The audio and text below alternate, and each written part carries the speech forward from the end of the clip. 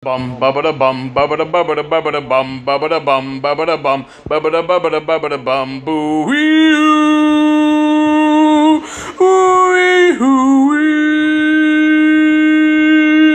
boo boo boo boo boo bum bum ba dum bum bum bum ba dum.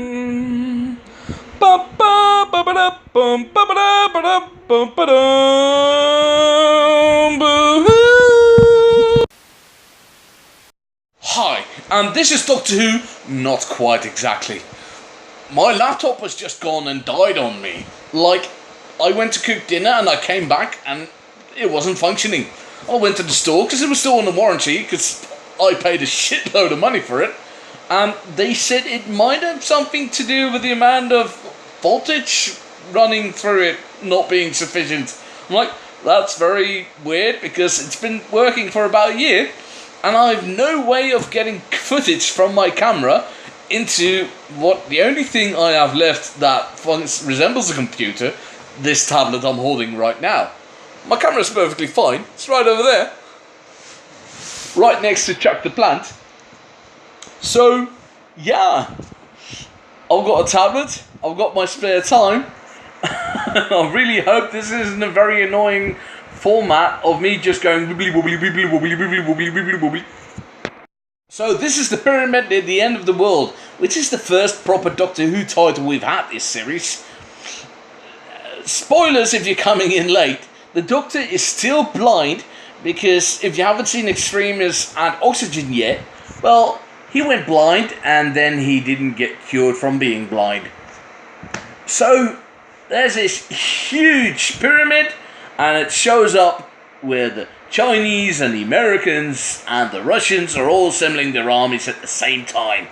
It is rather coincidental that all these armies are there at the same time, but you know, it's a fictional world, so I suppose they can do whatever they want. The plot is that these monks that showed up in Extremis have given the Earth just a couple of hours left to surrender to their benevolent will. Of course, they're not benevolent because they look like rotting corpses.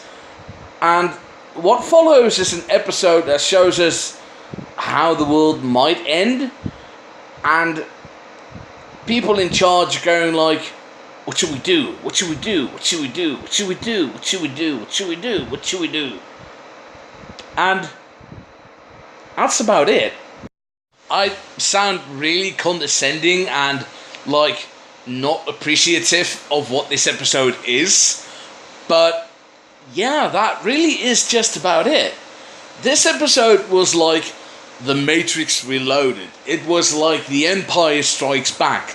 And now you'll find that I cite two very different qualities of movies right there, because on the whole, everybody seems to love The Empire Strikes Back, and everybody seems to really dislike The Matrix Reloaded.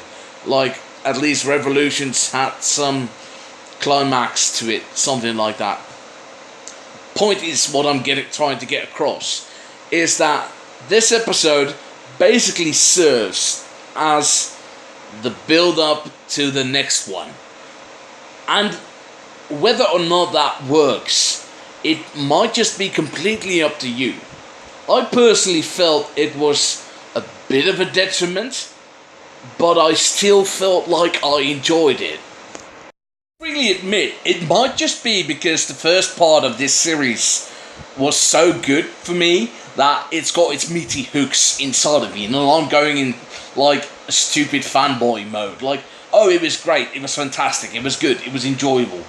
But this episode, at the very least, it turns the monks from a hypothetical threat into a very actual threat. Like, it's not dealing with the why just yet, it's just shown us the how. It's shown us these monks have just run like countless of simulations to see at what point Earth is going to croak and kill ourselves, and they're waiting for us to hand them our car keys and be like, yeah, well, my car's boned, can you try and fix it?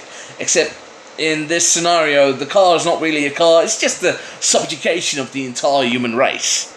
I really like to go on in this more, but I think my memory on my tablet is running short. On the whole, good episode. A bit feels like filler, and it's just set up for the next one. But it's a good setup, and I really hope that the Lie of the Land is gonna finish this one off. Yeah!